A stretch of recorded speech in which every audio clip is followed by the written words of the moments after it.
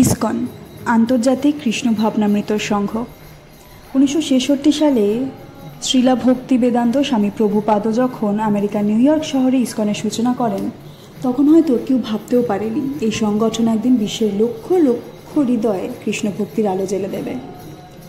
ইসকনের মূল বার্তা হলো হরে কৃষ্ণ কৃষ্ণ কৃষ্ণ হরে হরে, হরে রাম রাম রাম হরে হরে।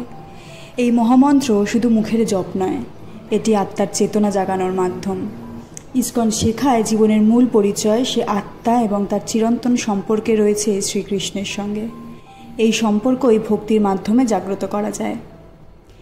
এখানে নিয়মিত হরিনাম সংকীর্তন ও মালা জপ করে ভগবানের নামে আত্মনিবেদন করা হয়। প্রভুপাদ অনুদিত শ্রী ভগবদ্গীতা এবং অন্যান্য বৈষ্ণব সাহিত্য পাঠ করে জীবনের এক সঠিক দিশা পাওয়া যায়।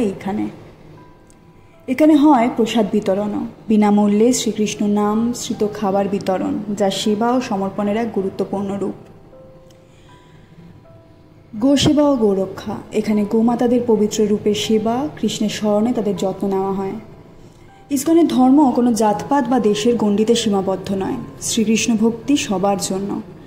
যে কেউ যে কোনো বয়সে যে কোনো পটভূমি থেকে এসে কৃষ্ণ ভাবনায় মগ্ন হতে পারেন। এটি একটি আধ্যাত্মিক জীবনযাত্রা যেখানে পরম শান্তি, পরিতৃপ্তি ও ভক্তির আবহ পাওয়া যায়। আজকের বিশ্ব অশান্তি, হতাশার দ্বন্দ্বে ভরা। ইসকন মানুষকে আত্মিক জীবনে ফেরার পথ দেখায়। শ্রীকৃষ্ণ ভক্তি ও নীতিভিত্তিক জীবনযাত্রা আমাদের অন্তরকে শুদ্ধ করে, পরিবারে শান্তি আনে এবং সমাজকে সুন্দর করে তোলে। যেখানে কৃষ্ণ নাম ধ্বনিত হয় সেখানেই পরম শান্তির সূচনা ঘটে। ইসকন মন্দিরে আসুন, ভগবানের নাম নিন।